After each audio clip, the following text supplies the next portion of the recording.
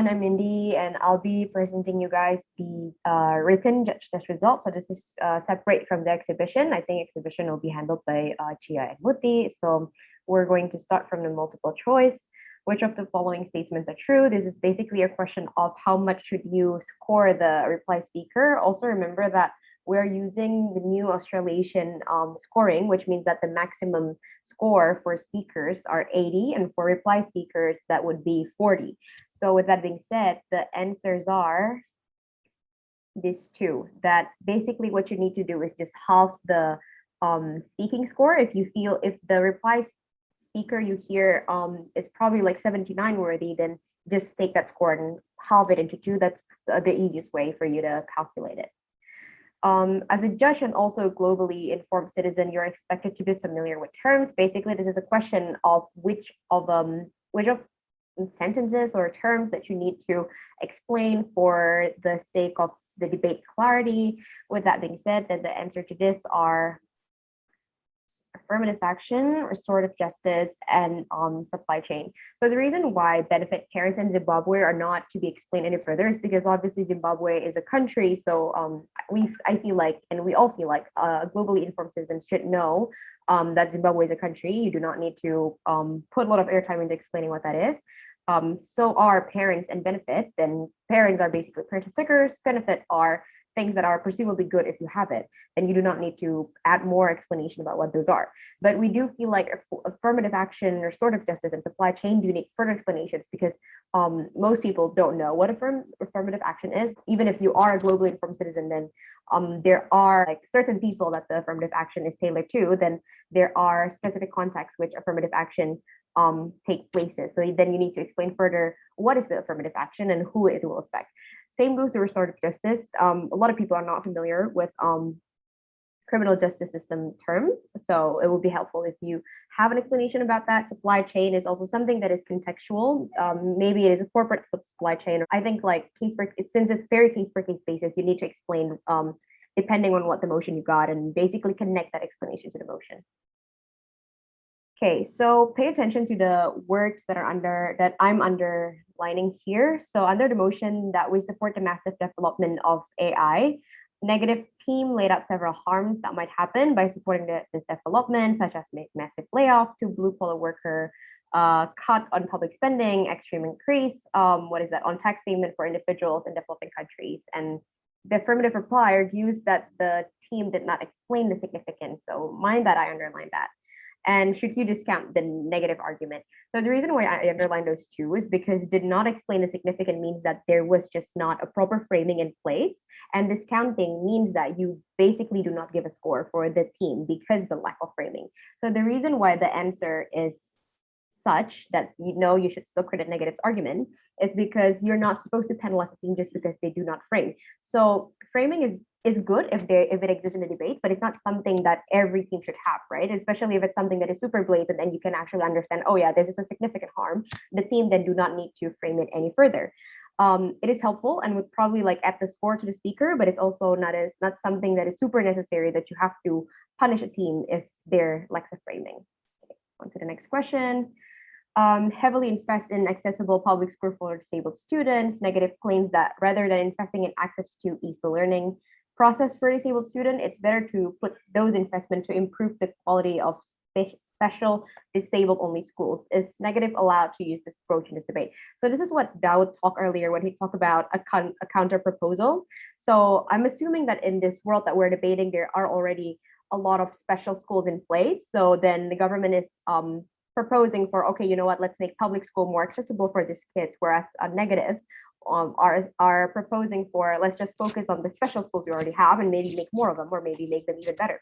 So if that is allowed, because it is still, within the framing of the motion, it is not something that is saying, oh, we do not have, the money for that, because that is questioning the possibility of this motion.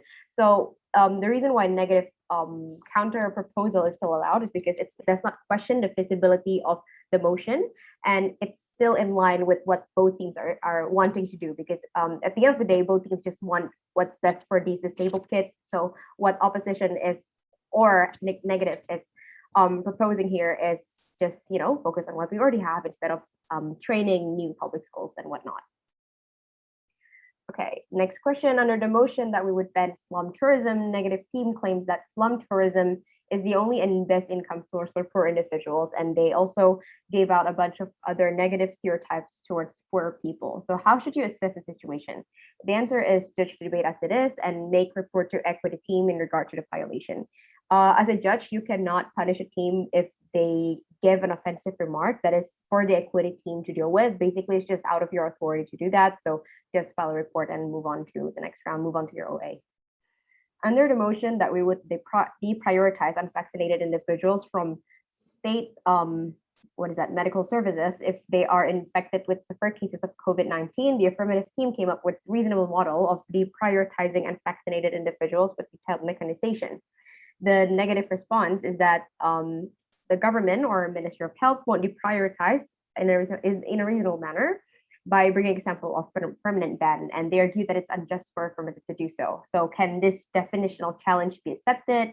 The answer is no, because if opposition or negative straight up jump into the worst case scenario by questioning whether or not the government is able to do that, or by questioning if the ban would be very extreme, then basically it's either A, it's very easy for government to attack that by saying that, you know what, let's assume a more generous scenario here where the government are not going to do that type of ban, or government can simply just point out deprioritizing is not equal to permanent ban, and then they basically have to reestablish their whole case. So the reason why we do not take this type of definitional challenge is because, one, it is very limiting, but also it only assumes the worst out of the actor that they are mentioning. Therefore, it is unacceptable because you're making the debate harder for the other team. Next question. You're judging a debate in which the whip brought several new contributions. Which one of these can be credited? What can be counted are their clarification and rebuttals. The reason why we do not count arguments as whip is what Daud has already explained before. Whip bringing new arguments means that there's going to be very few time for the other team to process what they're saying and to come up with a response to that. So it's just unfair for them to bring up something new. But also with bringing extension, well, extension is just, we count extension the same way we count an argument. So when they bring in the extension, the other team also has to respond to that extension. And if it's brought up in the last 5 minutes of a whip speech, this gives very little time for the other team to respond to that, then that's just unfair. But clarification and rebuttals are still allowed. Okay, so you've decided the affirmative wins the debate based on the team's explanation and whatnot. Let's just skip the entire question. Basically, this is a question of having the losing team being the highest speaker. So basically, the best speaker of that round comes from the losing team. So what you should do in this situation, right? So the answer to this question is to lower the LOs or the LO score, or both of them, based on their proportion of contribution in debate, and give substantial gaps between the up whip and the other speaker in opposition team. So you might wonder, why can't I increase the government team score? Because you need to consider whether or not it is fair for you to increase their score, right? So let's say that let's just imagine that the PM is actually very average. Just lay out the setup and give okay arguments, so therefore you gave them a 75. You cannot just rank this up to 77 just because they are the winning team, because that speech may not reflect a 77 speech, because we probably imagine a 77 speech as something that is very extensive, right? As probably they also brought some unorthodox matters, or it's probably something that is almost foolproof, that is hard for the opposing team to respond to that. So before you give a score to the certain team, or before you try to leverage a score for a certain speaker, analyze whether or not they do deserve that score based on the speech that they have already brought, and whether or not it's also fair for their opposing team. So in this case, where the whip actually has the highest score, just lower the LO or DLO score, because the reason why the whip has the highest score is probably because the other two speakers in opposing team is not as contributive as the whip, and maybe when you hear the whip speech, you thought they can actually win if this comes earlier, or this was extended in their previous speaker. So it basically just means that this particular speaker is so contributive in their team, but their contribution alone is probably not enough to counter the contribution of the entire Gov bench. That's why they deserve the highest score of the round, but that's also still why the government team deserve the win and deserve the highest score in total compared to the opposing team. On to the next question. Okay, so this is a motion about forcibly deleting all soldiers' memories of combat situations upon their discharge. Proposition argues that it is good because it will probably prevent them from having panic attack or PTSD, and it will like in the long run disturb their well-being, and deletion therefore like deletion is fair and deletion is something that is justified to do. And then to respond to that, opposition say that it is unlikely because memory and human are already inseparable. It cannot simply be deleted. They also say that it will violate God that has created humans with such memories, and has already created memory as an innate human nature. So how would you assess this type of situation, right? Note that I am underlining the word questioning, sorry, the term or the sentence questioning the likelihood, and it cannot simply be deleted, right? So the answer to this question is proposition above opposition. Basically, motion has bias, right? So you're not supposed to question whether or not that motion is possible. You just assume that the motion is possible and assess whether or not if that motion is possible, it brings good or it brings harm. So do not question the likelihood of the motion, question the likelihood of your opposing team's argument, like very different there. Because when you keep questioning the likelihood of the motion, the debate will not go anywhere. You're just stuck questioning that particular motion. Okay, so under the motion that we believe states should heavily invest on climate engineering, AF claims that climate engineering is the fastest and most effective method of restoration. And then they gave their explanations. You happen to be a bioengineering student who has read a specific scientific paper, which posits that it's actually not effective. It actually can worsen the environment. So negative claims that affirmative is lying, and then move on to another point. How should you assess the situation? So, mind that I am underlining, you happen to be a bioengineering student who has read a scientific paper. This means that the knowledge you know is something that is specific because of your major and because you just particularly have an interest on that. And in saying that, the answer to this question is judge the debate as it is and focus on assessing the logic of the debate. So this is a matter of having your personal knowledge and whether or not you can utilize that into the debate. If you have a personal knowledge that is very specific that maybe only people from your major know, or maybe because you are a master student who has learned these things, but these are not something that is common that most logical or reasonable voters would know, then you're not supposed to use that, nor should you punish the team for not knowing what you know or for lying. Maybe you can remind them in the OA, but it should not be the reason why you minus your score or whatnot. To the next question. Oh, so we're going to short answers now. Question number one, as a judge who needs to assess the debate as an average reasonable person, but comes to the debate as a blank paper, how would you weigh factually misleading analysis argument you personally know? This is something that I have just explained before. So the bottom line is that you should not punish a team for a factually misleading or incorrect argument. Other things to consider is whether or not the fact is considered a common knowledge. So Jokowi is the president of Indonesia is obviously a very common knowledge, but mitochondria is the powerhouse of the cell is probably someone who has studied science would know that. So if like, let's say in high school, they did not take the science stream, then probably they don't really know about that, right? So this is not something that is common knowledge, everyone should know, then you can probably punish them if it's very detrimental to the debate. But if that common knowledge that is wrong is not so detrimental, then again, you should move on. And number two, was there anything that responded to that factually incorrect statement? So if it's left unresponded up to the end of the debate, then we assume that that wrong thing is still correct because no one responded to it. But if there is a response, and if the response was extensive into explaining that thing or that fact that they're bringing is wrong, then you can credit the other team because they are correcting the misleading fact. Then and you credit that and probably minus the other team's score up to the debate that you're assessing. So yeah, just depends on case per case basis. The two things that you need to consider is that whether or not the factually incorrect argument is detrimental to the debate, but second of all, is there any response and how extensive was that response? If a negative team has a good counter setup or mechanism in their LO speech, but unfortunately, with irrelevant and unelaborated rebuttals to PM score argument, how should you value this? So the answer is that you should credit the LO for the setup still.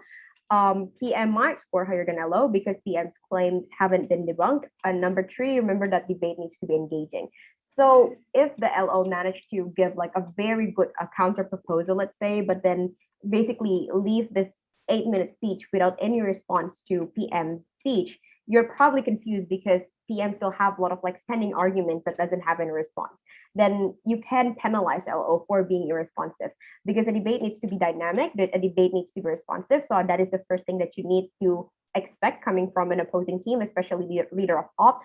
PM probably has like a few arguments that are quite strong. So therefore, LO's priority isn't so much to rebuilding an entire setup for themselves, but first of all to respond to that before they can actually elaborate their own setup. And second of all, their own setup might not even be necessary in most debates. Maybe just buying into what the PM has already set up for is enough. How would you assess a conclusive tipping point that comes out in a reply speech in a very tight debate? So this is the answer. Tipping points are not new contributions because I did find that some adjudicators still think that you cannot take that conclusive tipping point because this is considered a new material. Maybe the tipping point only comes in a reply speech, but they are actually allowed to do that. That is part of their job.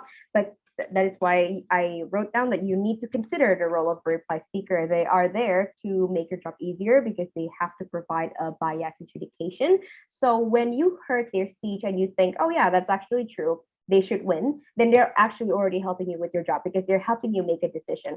Because probably a tight debate means that all the three speakers share pretty much the same quality. The level of extension that they're giving is pretty much enough. The same, and they probably come with like as strong argument as another. So you are probably like left with a lot of deadlock, and probably the tipping points are very minor and it comes really late in the reply speech. That is completely fine. And you're probably going to end up leaving that round with like a 0.5 or just a 1 margin coming from the reply speaker. So it is okay to credit those reply speaker. The team with a very conclusive tipping point can win that round due to the virtue of having a good reply speaker. Next question. This is the motion of banning art-based awards. Affirmative wins by their principle, saying that the ban is necessary to prevent continuous perpetration of gender segregation and racism, because mostly the winner of these awards are white male actors or white male artists. And then that with such awards, there will be like parameters of enjoyment that awards, basically art should not be pushed within a certain parameter that, this is what we consider a good art, for example, like everyone should enjoy what they want subjectively, right? And negative wins by their practical argument, saying that the award can actually erase the issues and stigma that government mentions before or positive mentions before. And there are a lot of like racial minority or basically POC artists who won those awards. Then basically it just leveraged these artists in Hollywood or whatnot. So responding to both teams winning exactly one clash, how should you assess the situation and who do you think should win? The answer to this is that there's no such thing as practical over principle, even in policy motions, because the CAT read that there were still a lot of adjudicators who think that because this debate is this House would or that we would debate, then automatically the team that has a better practical argument wins. We do not know where this line of argument comes from, but basically there's no such thing as practical over principle. So negative did not get an automatic win just because they win the practical clash. Still, if this case does happen in a real debate that you're adjudicating, still you need to look into which of the practical or which of the principal claim is more likely, which of them has better explanation, no matter if like it's practical or principle, just there are more things to assess other than the fact that, oh, this has a pragmatic gain or whatnot. Yeah, so just make sure to do that. But second, we're not giving you guys this question to literally seek which team win, because this is a hypothetical debate. So basically both teams can win, right? So what we need from your answer is how will you break this deadlock? Because this means that the debate ends in a deadlock, right? So what we score with this question is the explanation as to why you win a certain team. But just know that what you need to do with this question is give us a hypothetical situation. Just assume that both the explanation or both the extension coming from both teams are basically symmetrical, that they are a team that are as good as each other, then probably affirmative can win because they have the enjoyment, or yeah, basically the enjoyment argument that seem to be left unresponded by a negative. But also negative can win because they can flip the case of affirmative, because that is apparently the biggest case affirmative, and because they are able to flip that, then they win by one being dynamic, but also the ability to flip that. So yeah, just remember that both teams can win this. It's just a matter of how you see the debate and how you break that deadlock. Next, in a very tight debate between F and Nick, the team that resulted into a deadlock in several issues, what would you do as a judge in this situation? So these are a few considerations that you need to consider, obviously, when there is a deadlock. So one, obviously, recheck your note and just rethink about the debate, because I think it is easy that when both teams are equally as good, it's easy for you to label them as to label arguments as, oh, this is a deadlock, but like rethink again, like make sure that their logic is coherent. So question every line of their argument. Second, was there anything perhaps in the later speaker in whip or reply that realizes that, oh, there is a deadlock in this debate, and then they attempted to break it? Whether or not that attempt is successful, at least there was a speaker that attempted to break the deadlock, then you can credit that speaker, and therefore maybe that team can win by like a very tiny margin. If the deadlock breaking is successful, then obviously that team wins. So see whether or not any speaker in any team try to break that deadlock. Number three, was there a subclash worth considering? So maybe this is not part of the meta debate. Maybe they're debating on something smaller. Using the previous motion as an example, maybe they're talking about the artist instead of the award. So they're talking about whether the artist's enjoyment, in which sort of the house would they enjoy more? Would they enjoy receiving an award, or would they enjoy exploring with their artistic sides, right? So maybe that is like the sub debates that happen, and see which team wins that sub debate. If the big clash are basically a deadlock, then it's okay to win teams based on the smaller debate, based on the sub clashes. And lastly, was there any attempt on framing coming from any team? And basically just seek which team was more successful in their framing, whether or not that frame was proven until the end of the debate. So that is how you break a deadlock. These are different from stepping in, because stepping in means that you basically insert yourself in the debate and you answer some arguments that are left unanswered. But this is you considering the things that have already been brought or established in the debate. So you're not stepping in, you're just rechecking your notes and like rethinking about the debate, right? Okay, so I guess that's the end of the slideshow. Thank you guys for watching. I hope the answer brings clarity into your confusion about this. Yeah, good luck for your first round.